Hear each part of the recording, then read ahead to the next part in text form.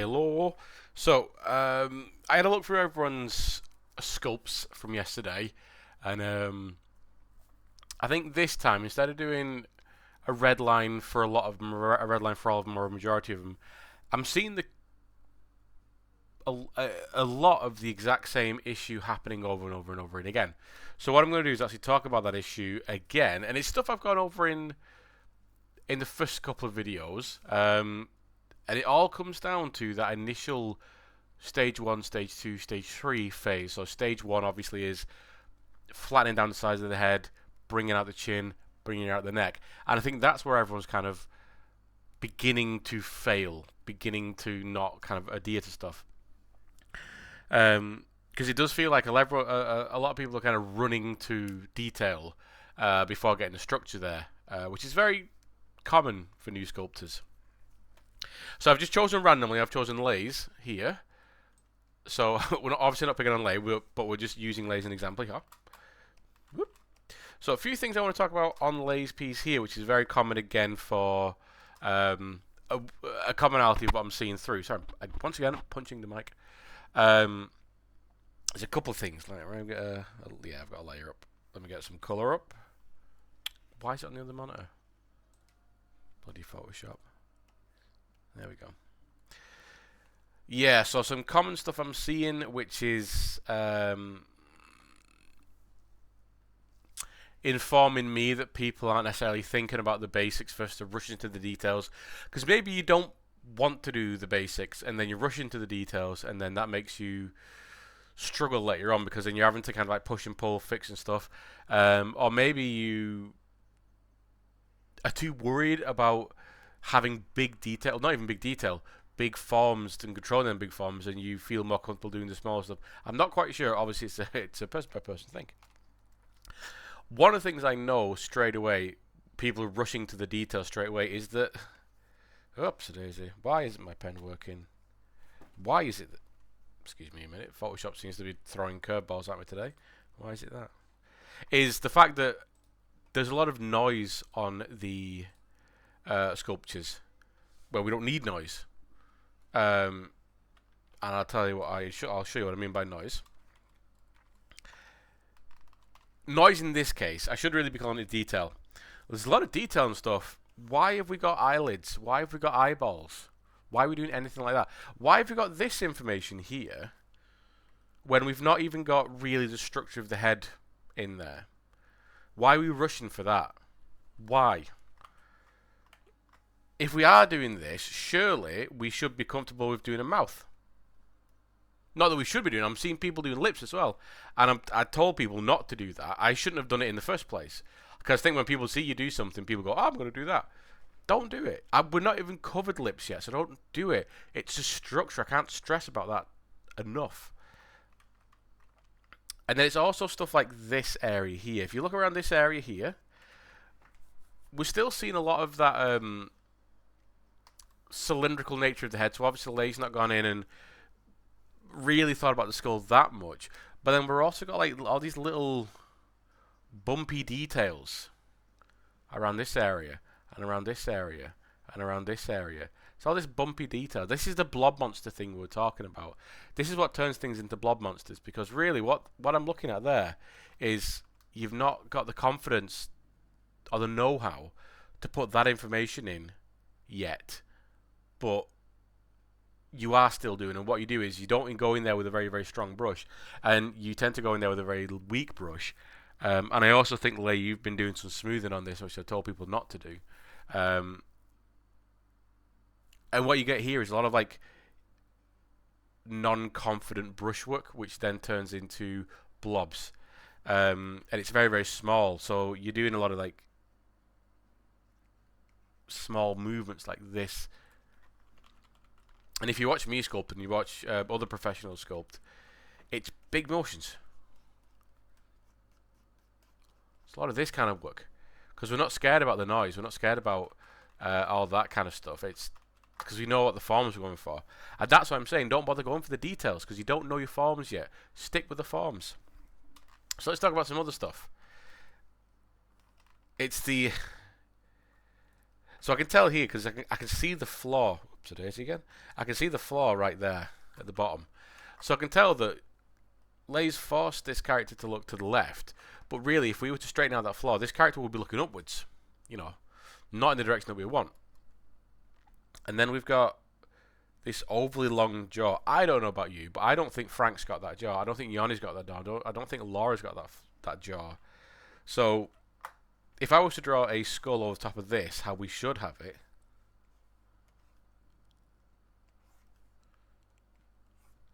you see where we're losing the shapes, you know. The top of the head is overly round. The back of the head is overly round. The neck, oh well, your neck is kind of going into the right place there, as we talked about. The neck from profile should be hitting that halfway point between the back of the jaw and the front of the chin. That halfway point. But then we brought the jaw or the chin really far down, then we've had to angle it up. So then we get this really, really steep jaw. The halfway point on your head here, if we were thinking about, you know, when we're thinking about the ear, the ear's on the halfway point of the head, your halfway point is technically too far forward. Because then you've got this part for the face and then this part for the back of the head. So I think you've been pulling stuff forward. So if we had a jaw like this at one point, as you pull it forward, obviously as you pull it forward, that angle changes to get steeper and steeper and steeper.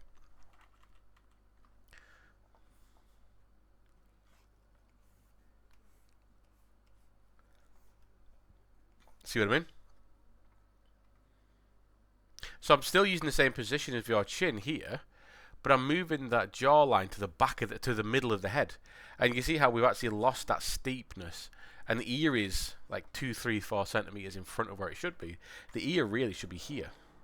And then the jaw should be here. And then obviously the flatter part at the top of the head, the flatter part at the back of the head. That's why we have Frank. That's why we have now Dan as well. To look at those and go, is this really what I'm looking at? No eyes. You know, I can see here definitely from 3/4 that what's happening. Again, this isn't me just. I'm using Lay as an example here, but this is everyone's doing it. Where's the actual eye socket? What we've got here is a little bit of information to do with the top of the eyebrows, kind of, and then eyelids. Have we done eyelids yet? No. Do we know how to create eyelids? No. Are eyelids big details? No. Eyelids are small details. Really, we shouldn't be doing any of that. So this is all stuff we really, really need to think about. There you go. I can also tell that Lay has jumped up from low resolution to something like 128 very, very quickly because of the way that the neck is shattering. See how we've got in the neck there a lot of these spikes. Now, if we went from 60, if we stayed at 32, for instance, sorry, I might have said 64 to 128. Sorry, I meant 32 to 128. If we stick at if we stick at 32 for a while, that's bringing out the neck, all that kind of jazz. Then we won't have these shards appearing. We won't have these little sharp edges appearing because that will naturally kind of almost like smooth itself out as you dynamesh. If you jump from, you know, you pull the neck out at 32 and you just jump straight to 128, you're going to get them shards. And once you know what you're doing, that's not necessarily a bad thing. That's just the way you might work. But for this, it's not great. So here, obviously, we've not pushed the eyes in enough because we've not got that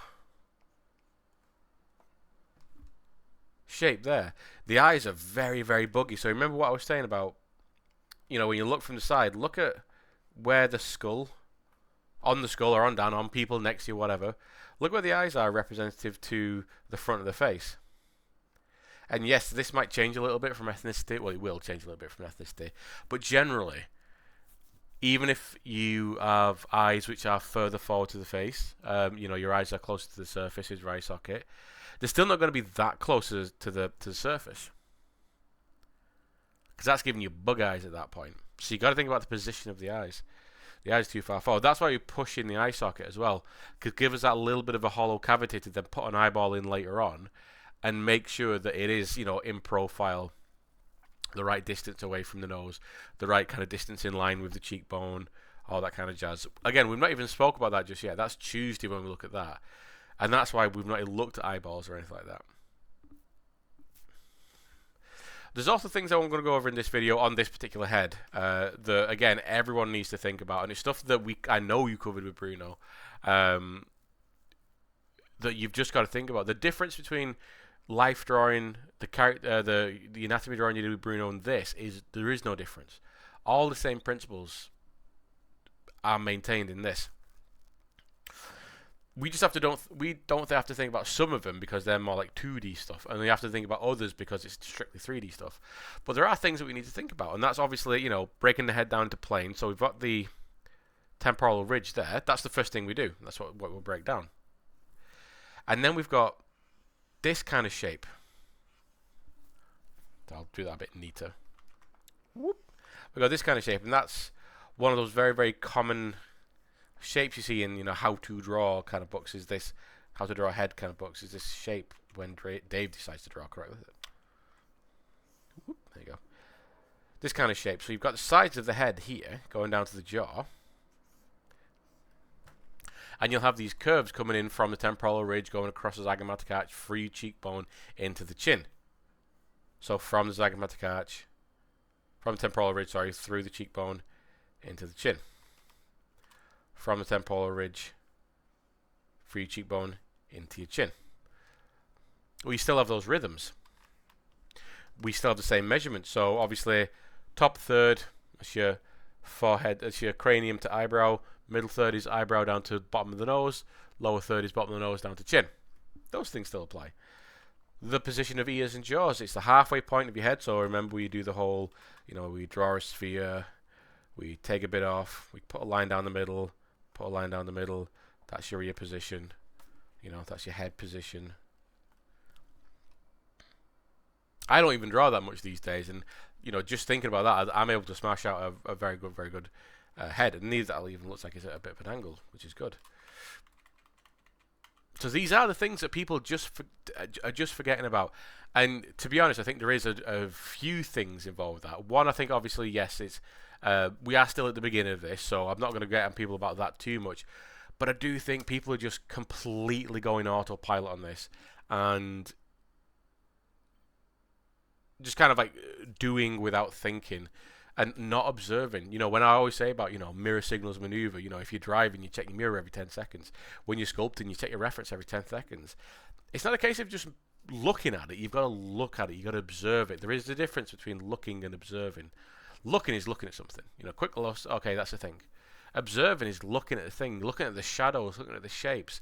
That's why I also say draw over, because sometimes it's hard to observe something until you study it and you observe, and you kind of like, you know, you do draw overs and you understand the shapes for yourself, and just breaking down very, very simple shapes. And it's why Dan's very good for that. You know, the head, Dan's very good for that, because then you can just think about planes. You know, if you follow how he's kind of constructed, the foreheads are plane, the sides of the forehead are the plane, the sides of the heads are plane, top of the heads are plane, back of the heads are plane. You can block these things out and then essentially smooth them up or build them up later on to make the head.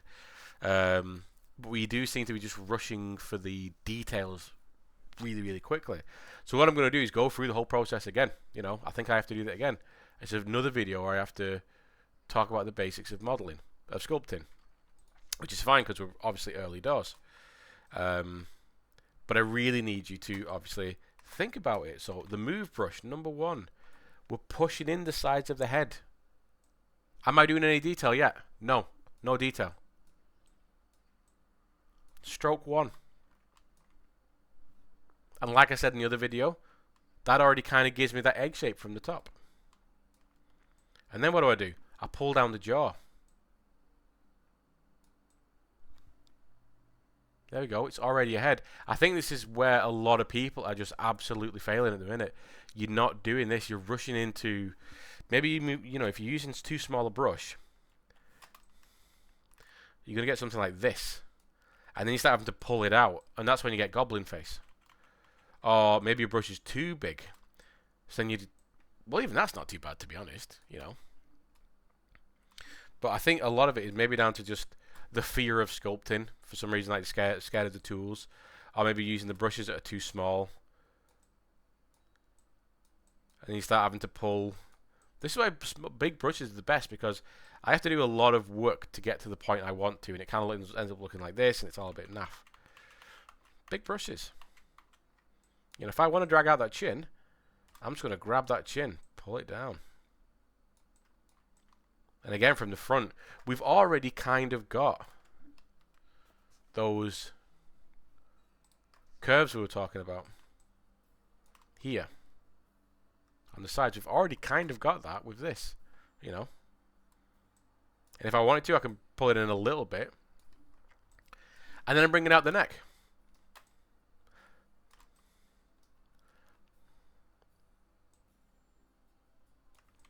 Boom. Now, yes, the neck isn't perfect at this point, but all I'm going to do is drag out a shape for the neck. Not that. That's all I'm going to do. And then I can arrange it, you know, I can push it back. At first, I can get an you know, approximate idea of where that jawline's going to be, an approximate idea. I'm seeing a lot of this as well. I'm seeing like necks all the way back here. Is your neck all the way back there? No. Look at yourself. Look at other people. Look at, like we said, like Laser's actually in a pretty decent position. I just think you've moved to the higher resolutions too fast. We're still at 32 here. Then from the front, obviously that's too thin, so we can straighten it out a little bit. At this point, you know, I'm not going to move on to stage 2 right now. I'm going to stick in stage 1 and just follow that shape of the skull a lot more. So, you know, I'm thinking about this shape, the back of the head, where the occipital lobe is, where the neck joins the head essentially, and the top of the head. I'm just going to do those now, so that I remember. I can have a checklist of things I'm going to do. Again, nice big brushes. I'm going to push up, pull out, do something a bit like that. When I talk about big movements as well, I'm not always talking about this kind of stuff. The big movements are basically just big shapes. I might move them a little bit, but the shape is quite a dramatic change. Because as soon as I start getting these other shapes in there, it starts making other stuff make sense. You know, as I pushed up the back of the head there, the back of the skull, my neck started to make a bit more sense, so I have to pull it out, pull it back. You know, push down the top of the head a little bit, you know. And again, that's another one that people weren't doing a lot. I was seeing a lot of heads like this, where the front of the head was the highest point. Look at Frank, you know. Look at people next to you. If Frank's looking forward, the highest point of the head is actually here at the back, not here at the front. Again, that's where all the important stuff at the back of the head is. You got to protect it.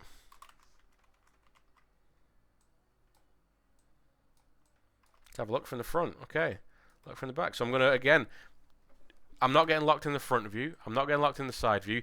This is why I was always on about people with this. People would only use this to move around the head, so then you're locking yourself in certain angles. Whereas if you're moving around the head normally like this, you're seeing angles that you don't see if you use this. I only really use this very, very rarely. You know, I sound like I'm getting stressed right now. I'm just really trying to kind of get into you. That's all. I'm just trying to get a bit more about it. So as I'm moving around, I'm seeing here this little lobey section back here. If I'm looking at Frank, or if I'm looking at Dan, or in my case looking at Kevin, or Barry, whatever I call him, this guy, if he moves around, I don't get that big old lump at the back of the head right here. Obviously I've got an ear in the way, but I don't get the big lump that I've currently got here. You know, look at people that are sat next to you, especially if they've got short hair. So I'm just going to push that in. This is the observing I was telling you about. All I'm doing is just observing stuff. Questioning.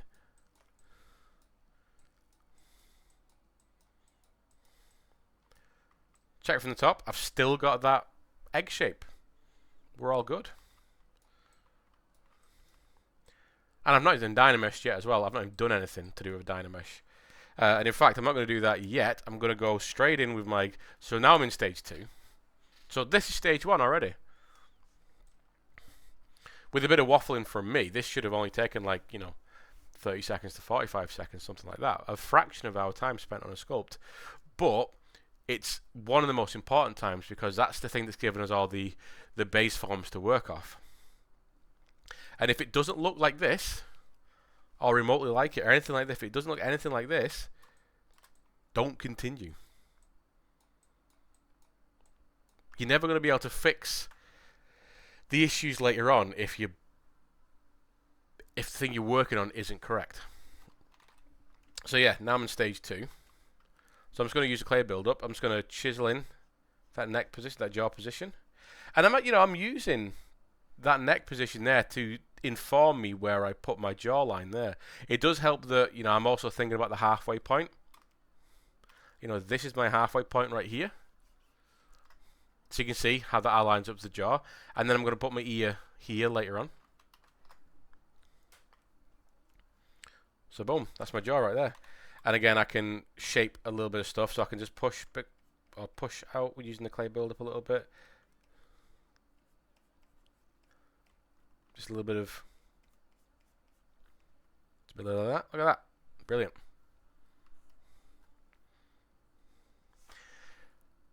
Now what's next? Okay, so I've got my jawline in there. We're starting to get a little bit more detail in there, a little bit more structure. Now I'm going to get the eyeballs, or not the eyeballs, the eye sockets, and those little maxilla nose ridges in there as well. Again, something I'm seeing a lot of. People aren't looking and observing the position of the eyes. I'm seeing a lot of that. Is that position where you put your eyes? No, absolutely not. Lay's got a good one on his. He's actually positioned his eyes pretty well. And I think about 50% of you are getting your eyes in the right position.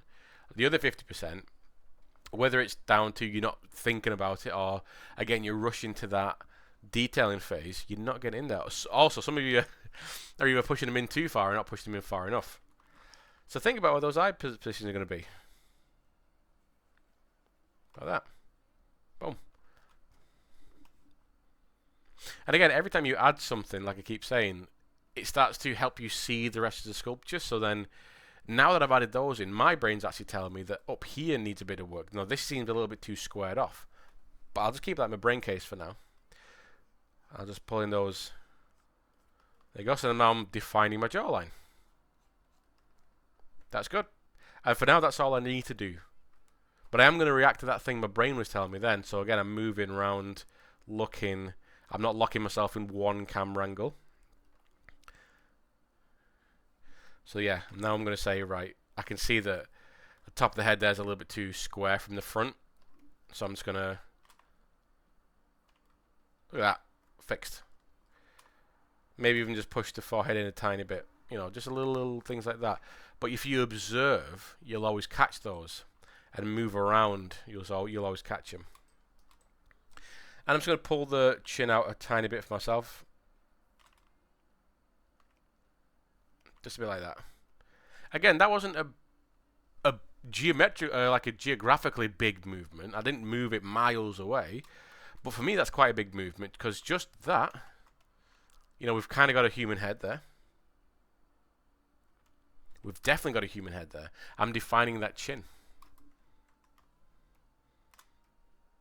Now I can just make amendments. Once I do something, I'll make an amendment.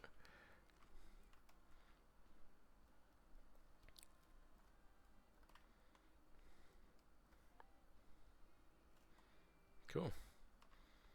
Still not Dynamesh yet as well. I've still got that shattered section down here. But I'm going to get the ears in at this point as well. So where are my ears? Well, my ears are here. But what I'm not going to do is have a big shape like this, which I'm going to pull out. Because then what you're doing there is you're thinking about the whole shape of the ear as a graphical shape on the side of the head. What we need to do is think about the ear hole, the ear canal, a smaller shape. So then pull out and then pull up the ear. And make them a bit wingnutty at first, make them a bit big. Until after you've Dynameshed them. Maybe even after you've moved up to 64 resolution. And then move them closer to the head, because if you move them too close to the head and tighten, put them in too tight early on, then they'll merge in and then they'll become part of the head. And I think that's again where we get goblin monsters coming from. And I've just actually noticed on Lay's here the position of the ears. So accidentally done it on one layer, so I'm gonna have to deal with that for now. So remember how we measure the ears. Look at how off your ears are there. So top of the eyebrows to the middle of the nose, that's the ear position. Yours is literally like almost half the way up. Your ear should be like this. Obviously, you can get ears which are smaller than this, but again, we're going for golden ratios at the beginning. And we don't need to get perfect ears as well. We just need a general ear shape at first. So, with that, oops, daisy. With a little hole there. Obviously, I'm just holding control and tapping in grey space to invert it. I'm going to pull that out. I'm going to pull out the ears. And like I said, I don't really care about the mesh at first. I'm just going to pull them out. And now is the point where I'm going to Dynamesh, because I've pulled them out and I am still working on the ears, but the ears are really shattered. You know, I've really stretched those polygons. So now, this is the first Dynamesh, and this is where stuff like this down here isn't an issue.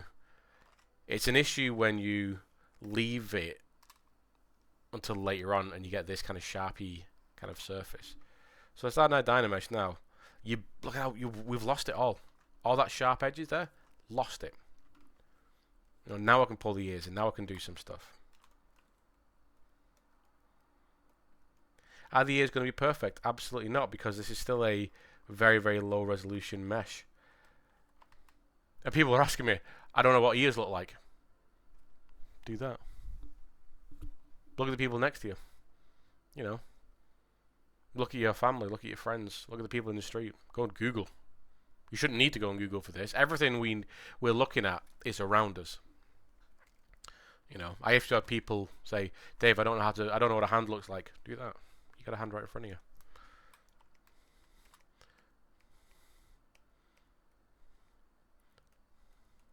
And if you're a 2D character kind of person, you really should know what ears look like, because all your characters need them. Need them. There you go.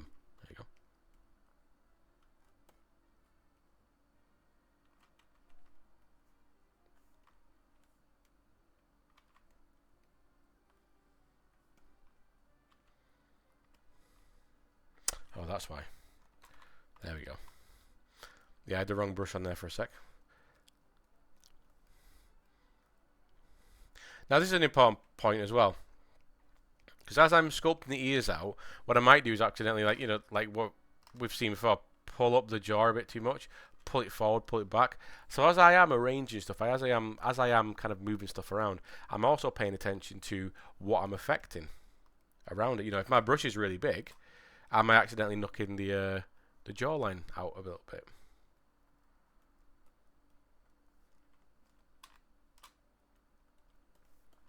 So that's really all we need for ears. You know, they're not perfect for now, but I've not got the resolution to make them nice. And we've not even touched the ears yet. So why? The boom. And again, as I'm moving around, what I'm going to be doing is looking at the head. You know, looking at all the different features. As I keep saying in class, we literally see millions of heads in a week, for instance. You know, if you have a busy week and you're going to work, you know, you're working at Tesco's, you're going to see thousands of faces a day. And then you go out to a gig in the city, you'll see thousands of faces there. You go wherever, you know, you'll always see thousands of faces. Wherever you go, you'll see faces. And your brain will tell you if something's wrong. So I'm looking around here and I'm seeing that there's some points at the back of the head there, which at certain angles look a bit weird. Like here, this whole back bit here looks a bit strange. This is that observing I keep talking about. So that looks a little bit big. A little bit bulgy. Let's have a look. You know, that's nice. That egg shape is still there. It's not perfect, but again, it's, you know, pretty good. Okay, and now I'm going to bring out the nose, and that's the last part of this section we need to worry about. So I'm just going to bring it out. Whoop. Again, it doesn't really matter how detailed the nose is at this point, because it's 32 resolution. I just need to make sure I'm in the right position. And for me, a good way to think about that is your nose is in line with your cheekbone. So what I'm doing is I'm looking at the cheekbone, looking for the middle of the face. Wham. Nose. And then I can arrange it. And I'm on, when I do this, sometimes I'm not even shaping it to my reference straight away. I'm more just getting a believable nose. So yes, we are using Yoni or Laura or whoever, whoever we're going to use generally, unless I say everyone's going to use this, whatever. What I'm doing at first is just getting a nose in place. I'm not worrying about getting the fine detail. I'm not worrying about making it like the reference. I'm just getting a nose that I can say, yes, that's a nose. Does it interact with the glabella enough? Or is it like that? Unless that's my if my subject's got a face like that. I think that looks like the actor. I think he's called Chris Crofton. I don't know. Generally, I tend to do something like this for my first initial nose. I've got a little bit of glabellar information. I've got a nose. It's in the right position. So here I've got my upper thirds, I've got my middle thirds, I've got my lower thirds. Maybe my lower third, it looks a bit long because maybe I need to just pull the nose down a little bit more. That's better. It's like that. Fixed.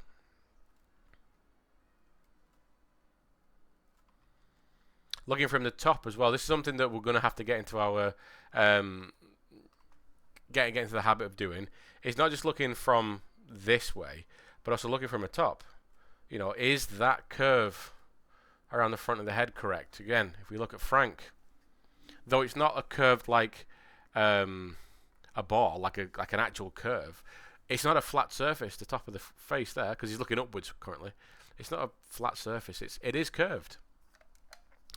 From all these different angles, we keep saying that the head changes every kind of, you move it a centimeter, the head will change. You move it a centimeter, the head will change. From some angles, we're going to look very, very flat, and the exact same part from another angle is going to look very, very curved, because it just depends on where you're looking.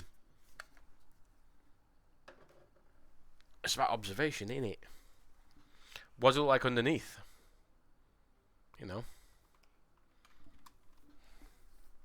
I think the only thing I'm going to do at this point is just tidy up the jaw a little bit.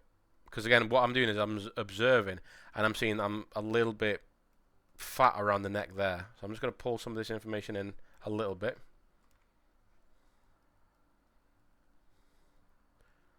Yeah, boom, just like that.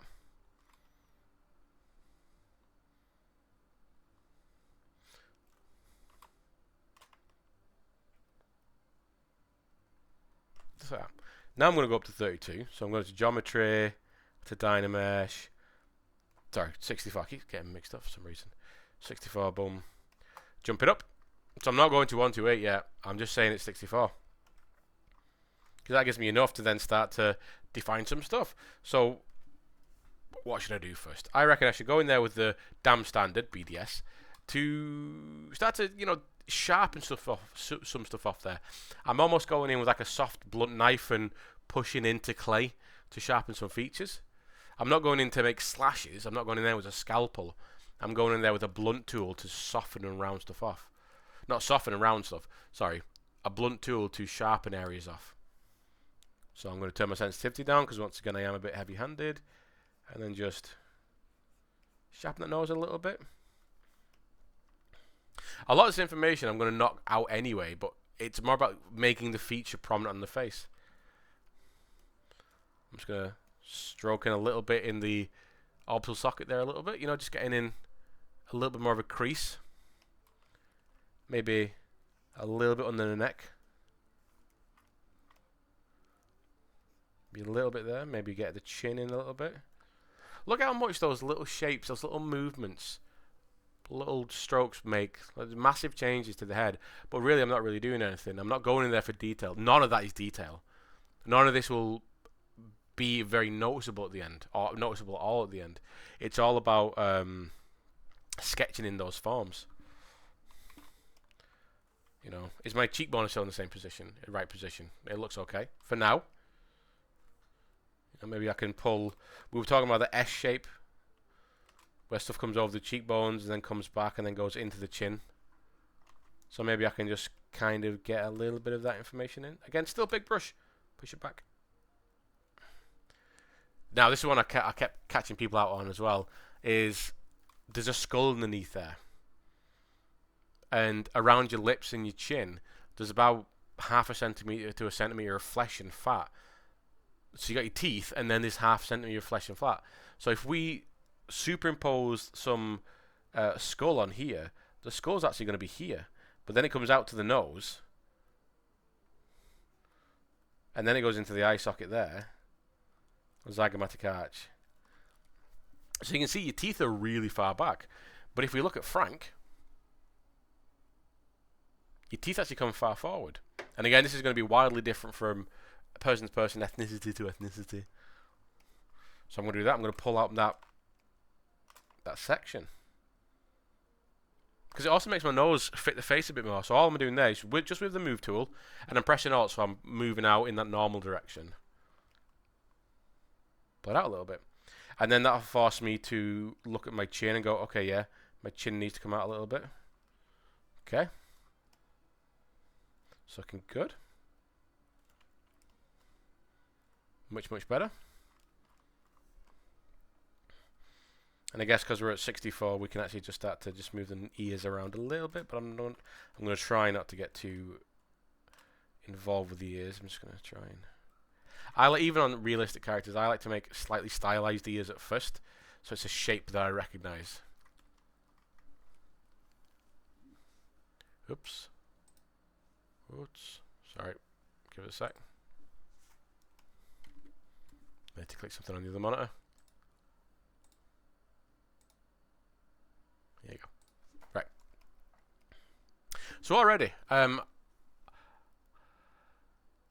at stage 2, but really what have I done in stage 2 is I've made up my ears and my nose. So sorry, I'm at stage 3 now.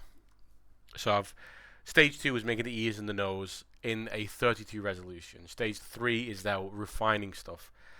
Refining, heavy inverted commas. It's not really refining.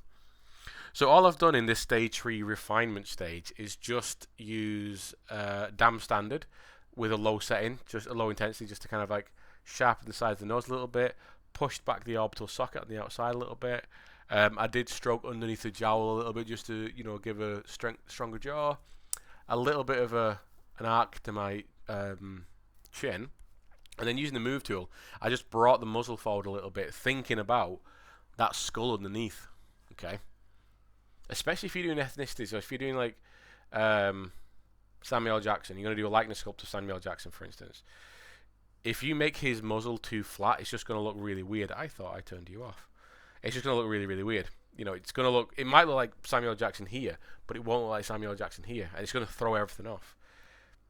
It's important that we think about stereotypes sometimes, because if you're trying to represent someone, you're trying to represent a type of person, a type of ethnicity, sometimes you've got to force that stereotypical shape at first to then push it back and refine it, because obviously what you're trying to do is represent that person as they are. Not everyone is going to be the androgynous Western person that we're doing at the minute. You know, you can take something like this and take it wildly different areas, but you've always got to think about underlying skulls. So while we're still in stage 3 now, I'm still going to be just doing very, very small, big movements, but with small details, tiny, like, not even small. I'm getting my words mixed up. We're doing big movements. We're doing big strokes. We're not doing like tiny details. But the stuff I'm doing isn't necessarily massively mesh breaking or anything like that. Because so far what I've done is I've just like literally stroked into the side of the nose, stroked into the side of the eyes, pulled out the mouth a little bit, pulled the chin out a little bit, defined the jaw out a little bit. You know, maybe do a bit of that just to give it a bit more shape. Not massively. I'm not going in there and taking chunks out or anything, am I? So what I'm doing now is I'm going to look at my mesh. I'm actually going to change the material as well, because the background's grey and my object is grey, and some of these shadows, especially at the side of the head, might be blending in. So that's another reason why I keep telling people change the materials. Find one that you look at, what you like the look of. Stuff like this, not that, well, that as well, but stuff like this is useless to sculpting, really. I find it anyway. I find it quite useless sculpting anything like this. I like stuff like, where's it going? Boom. Matt Cat Brown. Nice. We've not got tons of shadow detail, but what we've got is a nice contrast from the background. Another one I really like is just straight up basic material too. Shiny material, bit more of a shadow, so we're getting that separation from the background. Green metallic, one of my all-time favorites. Lots of really nice highlights. Great when I'm doing detailing. It's also got some nice shadows. It's almost like we're lighting this from the front. But again, we're separating it from the background. So I'm going to stick with green metallic for a bit. So I can look at this and think, okay, is my jaw too low from the front? Is my jaw too high from the front? Is my chin coming down too far from the front? Is my cranium section too squashed? Is my head too wide, too small? I can push and pull stuff. Now, one thing I do know, and I'm actually going to change the material again for this, to basic material. I'm just going to go basic material. Just got some nice shadows on it.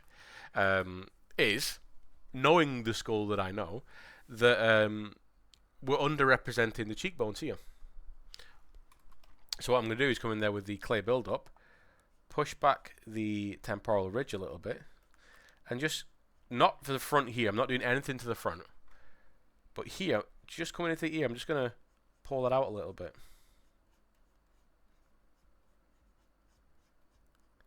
Just like that.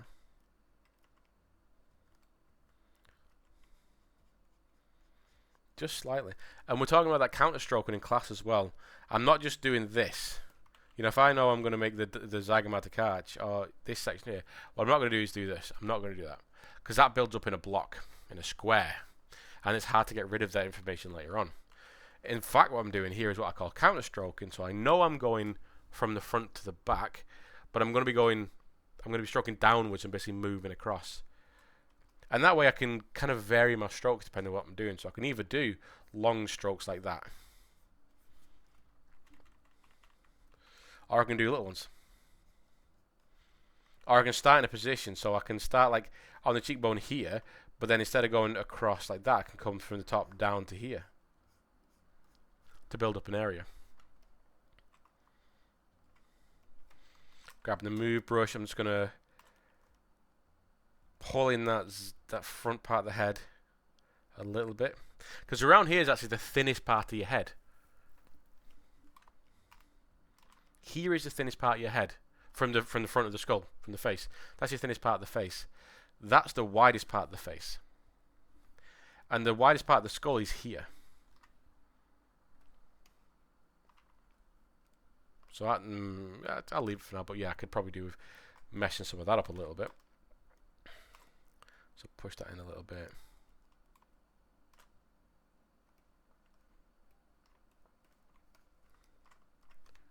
Anyway, back to this. So yeah, I'm just making some of that jaw a little bit. Because one thing, again, what we're not seeing in a lot of yours is any kind of jaw information. You know, where is... Not jaw information, sorry, the zygomatic arch section. You know, we're not seeing that bone information comes here. Because this then...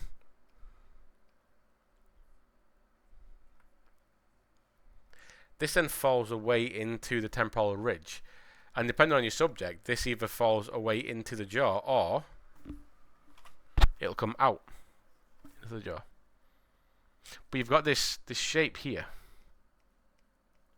that's wider here, and it falls into the ear.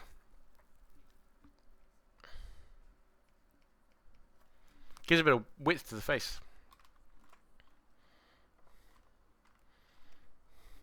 And again, it can either use using the clay build-up. Dab standard obviously useless for that, or it can be used. You can just use the move brush just to push out and pull in.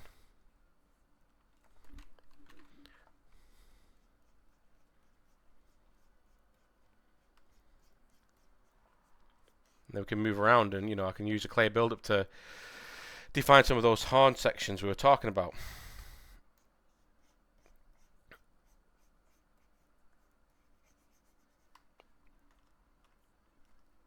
And top of the skull there.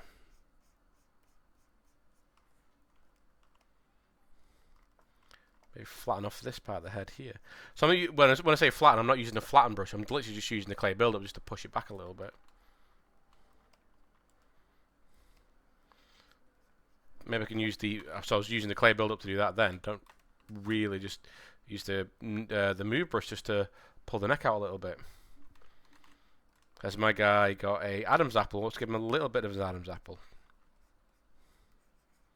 This is getting into the realm of detail a little bit, so I'll just leave it there.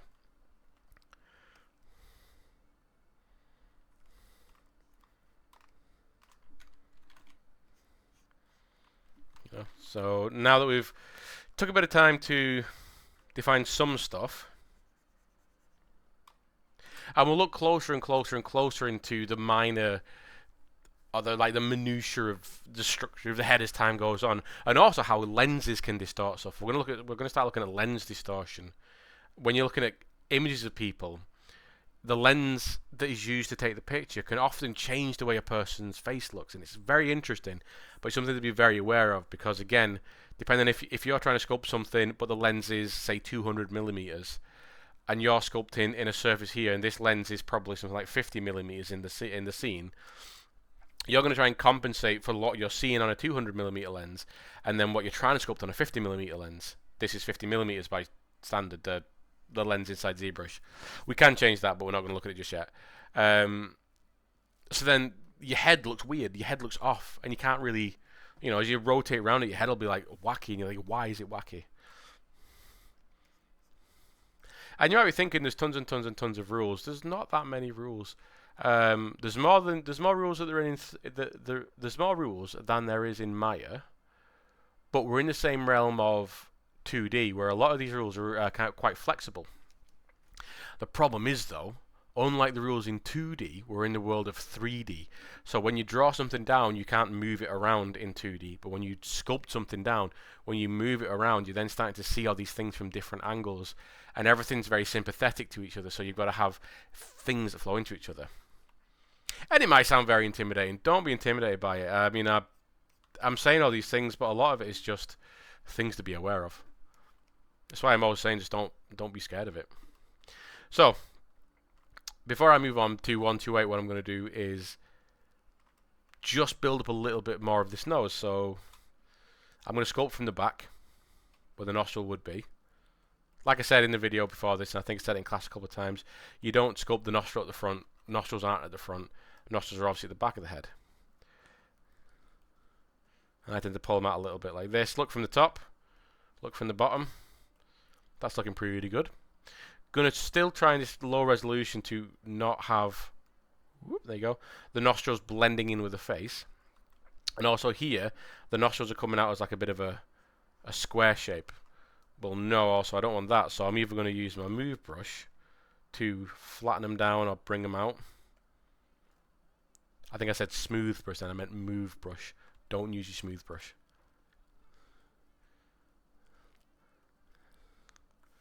Like that. Oh, that's much better. Look at that. All I've done there is nudged a couple of things around. It's much better. I've made my nose thinner because I realised then, as I'm moving around, it looks okay from the side, but from the front, it's really wide. So I started just bringing it in. It's thinner at the glabella, and then it might be a little bit wider at the nasal ridge there, as it transitions into the cartilage. But then it might thin off a little bit in the cartilage. This is something you can also play with character design. So do that. I'm just going to pull this bit into the eye socket a little bit more for now.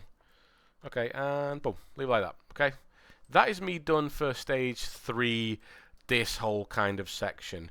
I've gone past what we did in the first class. I'm in the realm of what we did in the second class. So what I'm going to do now is up my resolution to 128. I'm not going to try and smooth anything as well. I'm not trying to make a perfect sculpture, because even 128 isn't necessarily the best resolution for detailing. What I'm going to do now is just add a little bit more feature, add a little bit more form, but no detail. Details is wrinkles, details is skin, details is folds, eyes, lips. That's detail. I don't want that. So what I'm going to do with the clay build-up is just start, making a bit of a hole in the ear. Just a very, very basic kind of shape like that. Not going super deep into it as well. There are reasons why I don't want to go super deep into it that a few of you have already discovered. But I'll leave it off for this video. Maybe bring in that. We were talking about that little strap of fat that goes over the nose, so maybe just bring in that. Because that's a really nice way to define the difference between that elastic flesh underneath the eyeball and then the moist flesh of the cheek. But I'm going to bring that past, because I want that cheekbone landmark right there to still be somewhat present. So I'm going to bring that down past the cheekbone and define what would be the beginning of the laugh line, the nasal labia fold, and just bring it in and blend it in for the rest of the cheek, like that. Nice. Already that's added tons of detail. We've already kind of seen the eyes appear. What else might I do? Well, you know what I'm going to do? I'm going to just take out a little bit of information around here. Add a little bit at the back of the jaw here, where that masseter muscle is.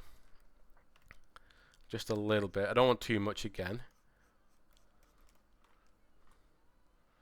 Move around again. As I'm adding stuff, I always want to check. Add, check. Add, check. I can see here now that I've got a little bit of animation going on. You know, this isn't necessarily realistic. This is super defined. So I'm just going to go in there with a nice big clay buildup and lightly just bring in a little bit of fat. Check that. Bit more.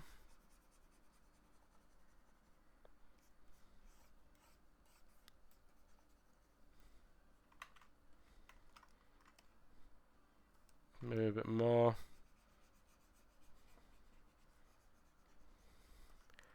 Better. Look at that. Much better. How's everything looking so far? You know, my jaw's looking a little bit... I need to maybe just shape my jaw a little bit more. Again, I'm not in a position where I need to like leave it alone. If I've added something, no, I can't move it anymore. I'm still in a big old design phase essentially, so I can still move stuff around. It might only be little nudges, but again, that's sometimes all that's needed. A few of you have made comments about when I come over, sat next to you, and I've nudged your mesh around a little bit. He said, "Oh wow, it looks much better now." I'm like, yes, because what we're doing is we're taking away from something our brain's struggling to understand, and then moving into a realm where our brain's starting to see features that it can jump off and be like, "Oh, I know what I'm looking at now."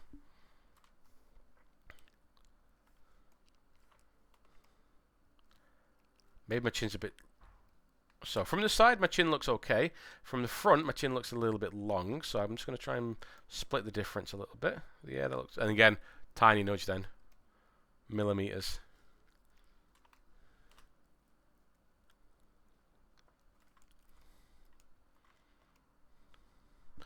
Back of my jaw here. So now we're getting into a bit of technical anatomy realm. Back of my jaw here just needs to be a bit... Oh, on my neck, behind my jaw. Needs to be a bit wider. Just like that. Better.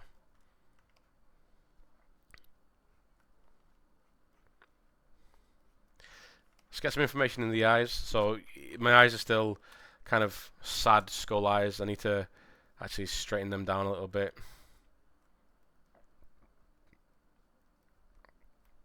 So like from the top, it's still round. It's still round. That's good.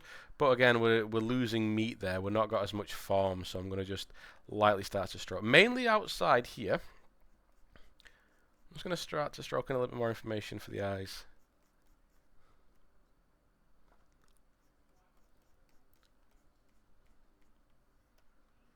Much better. Look at that. That's much better because that's creating that shadow we're talking about. You know, if I just quickly go back. There's a little bit of shadow there. There's not much shadow there. You know, it's eyes, kinda. But now when I brought it down, leveled them off a little bit, and then started to build up a little more of that mass, especially on the outside where you've got that little knobbly bit on the outside of your eye socket. Then it starts to look much more like an eye socket. I'm just going to push in a little bit.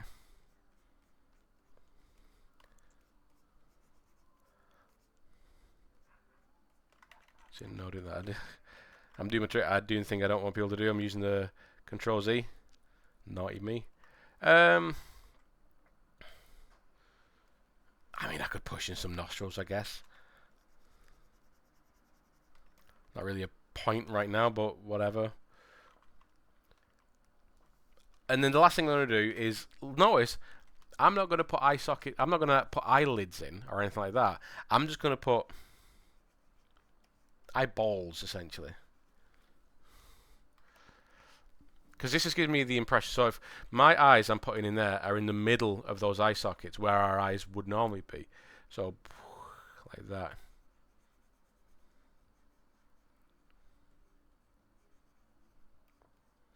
Now, if your eyes look too far apart, if your eyes look too close together, that's exactly what's that telling you. You know, if you put these little orbs in the eyes, in the eye sockets in the middle, that's going to directly tell you, right, okay, your eyes are too far out, too far in.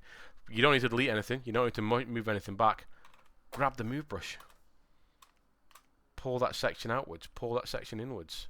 You know, if I wanted to pull it a little bit further in, easy, just nudging it. Again, it's not massive movements. It's big movements in the case of we're making big changes to how we perceive the mesh. But it's not big geographical movements. You know, not moving miles across the mesh. And again, what I'm going to do is just look round. As I've added those eyes in there, does it make sense?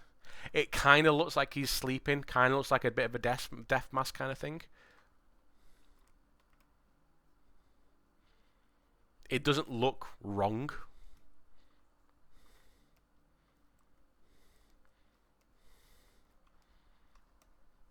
I can look around. You know, is the shape of my skull okay? Is the shape of my jaw okay? Maybe the whole thing could get nudged back a little bit. Yeah, look at that. From there to there, much better. You know, how's my nose looking? How's my cheeks looking? At this point, I could just start nudging stuff around all the time. You know, maybe bring the cheeks out a little bit. Well, the front of the cheeks out, but then maybe bringing the back of the zygomatic arch in a little bit. How's that looking like? That's looking fine. Maybe bring the master out a little bit.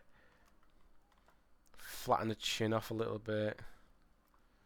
Maybe pull a little bit more of that muzzle shape out.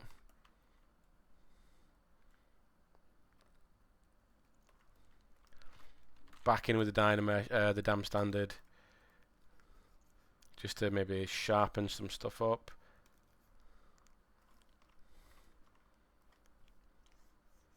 Sharpen up that. So this is what I commonly do as well. I often sketch in landmarks that I want to be aware of. So maybe I just kind of using the dam standard just to, with the Alt button held down, just to kind of define out a little bit of key features. So maybe strengthen that the eyes a little bit up. Do that thing I do where I just do that a little bit. That helps me see stuff. Pull that down. Do that. Cool. You know, and this is the stage which I want us to go to, and this is why we do those 25-minute sculpts, because where can you get up to in 25 minutes? You're definitely not going to get any eyelids in there. You're definitely not going to get any lips in there. You'll be able to get a decent nose in there. You'll be able to get some kind of ear in there. It might look very thin or very chunky, but you're not going to get very nice, delicate ears in there. Because also the resolution is not going to allow you to do that. You're going to get some form of the beginning of eyes in there. Because one thing I could do now is look at this and go, okay, from the front, yeah, those eyes are in the right position. From the side, maybe I just need to nudge them out a little bit. Maybe. I mean, I don't even need to at this point. I've not actually got eyeballs in there. I can look at the whole thing and actually think, you know what? My whole front of my face needs to come back even further. All this bit needs to come forward.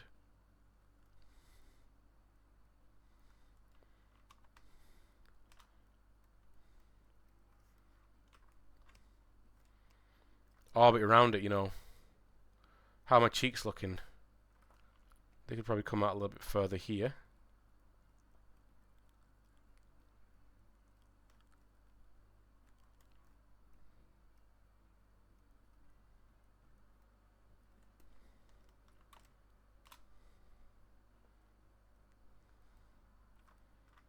Tiny movements.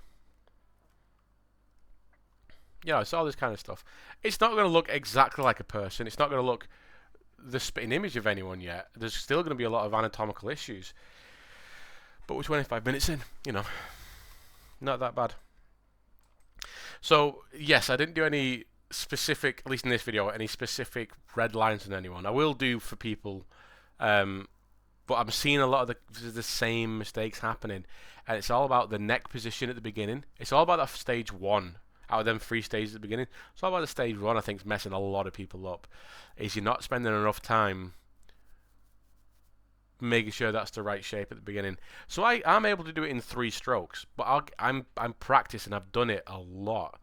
If you need to spend a little bit more time, 2 more minutes, just use, again, still a big brush, no small brushes, with a big brush just to kind of move the face around a little bit in that first initial stage 1. Do it. Spend a bit of time. Again, it's only going to be small movements because literally you're pushing the sides of the head. Maybe I might need to push it in a little bit more. Maybe you might need to bring it out a little bit more because maybe you pushed it in too much.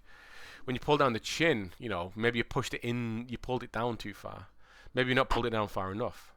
And when you pull your neck out, maybe you pulled out too thin, so then you got to kind of widen out a little bit. Trial and error, you know. That's all it is. Trial and error. And then you do the same thing for the next stage. You know, when you put your eyelids in or your eye sockets in, are they in the right position? Are they too deep? Are they too shallow? If they're too shallow, build them back out a little bit. If they're too shallow, push them in a little bit more. If they're too deep, build them out a little bit more. If you bring in the maxilla kind of valley here, same jazz. If you pushed it in too much, you've pulled it out too much. You know, if you've not pushed it in enough, push it in further. Pulled out too much, pull out. Just add a little bit of mass. You're not going to be going miles deep because hopefully your brain's going to catch you and go, stop doing that. And then when you move on, again, same stuff. Pull your ears out. Pull them out as wing nuts first. Dynamesh. Shape them a little bit. Are they measured? Are they the right size? Are they in the halfway point of the head on the back half of that center line? All that kind of jazz. It's the same stuff we go over in class all the time.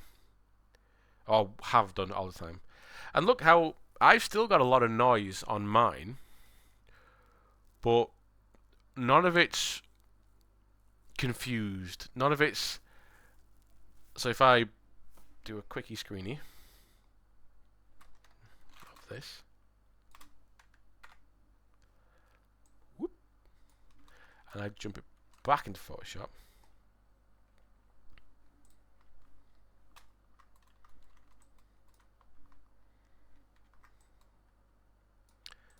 in fact, I'm just going to go grab the OG lay image because obviously I've drawn on that one, haven't I?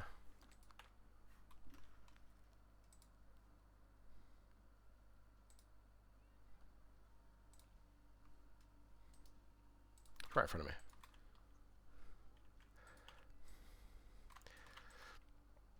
So especially around the tops of the eyebrows here, you can see the difference between these eyebrows and these eyebrows. This is why I'm also saying I think you've gone in there with a smooth brush a little bit, either without knowing or intentionally. That's why I'm telling people not to use a smooth brush. I know I used it a little bit in mine then a second ago. But it's this is very kind of like unsure, wobbly information.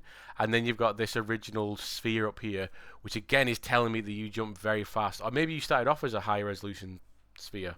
Naughty boy. When you Dynamesh stuff, and you gradually step up, it all kind of disappears. All that noise disappears. But the fact that we've got some pretty regular polygons here telling me that you're doing something out of order. And we've got some small, I can smell, of course I can smell. I can tell there's been some small brushes being used inside here. And again, I'm using lay as an example, but this is across the board. This is at least 75% of you doing this. You know, small brushes. About 50% of you put eyelids in. Don't do it. I didn't say do it. Simon did not say. You know, at most it should be this. Representations of eyeballs, eye sockets. Representations of noses. Representations of ears. We've not got the geometry or the knowledge to make them any good so far. So again, it's just about them forms.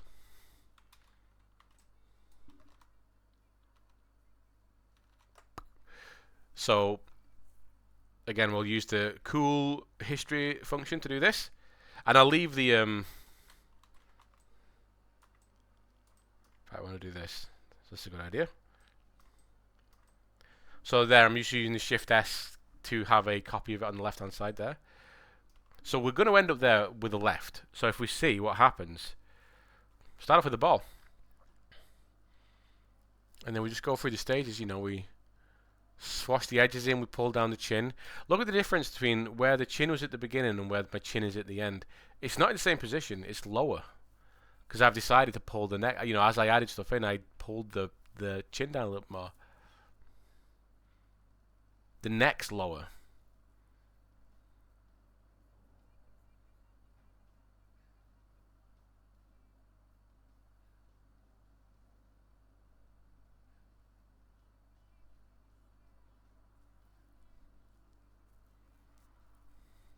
And again, past here, these are your geographically biggest movements right at the beginning. You're pushing in the sides of the head. You're pulling down the chin. You're pulling out the neck. You're pulling out the nose. You're pulling out the ears. After that, it's nudging. But this up to, where are we? That's the most important phase. This bit. And that's where I think a lot of people are really not spending enough time with yet. Even when we do those 4 or 5 sculpts in class, there were still people making this mistake. And I do think it's because you're rushing past this initial phase, this 2-minute phase at the beginning. Because then everything else from there is really easy, as long as you remember your measurements.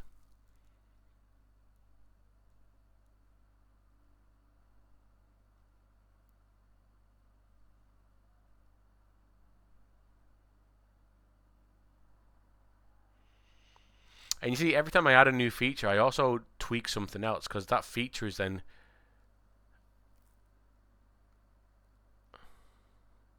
helping me see the rest of the face. It's helping me see the rest of the sculpture. Therefore, I'll make amendments. Oh, now that I've got a nose in there, I can see that my eyes are in the wrong place, because I didn't have that landmark to build off before.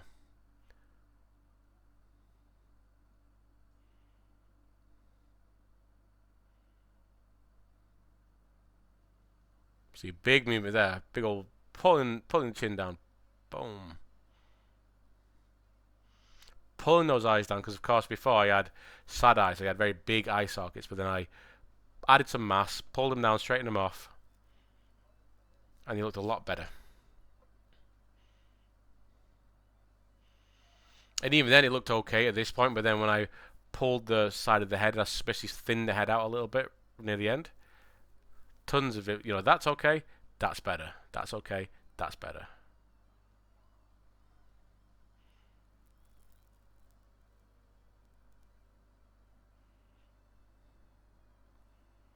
And though I'm probably not doing it as much as I normally would in here, because obviously I'm talking about certain things, talking about specific areas, you always want to be moving around the mesh, checking all the different angles.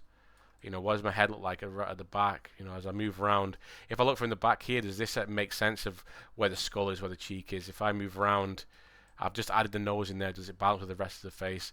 When I'm sculpting, I'm generally just my head's doing this all the time. Because I'm just looking.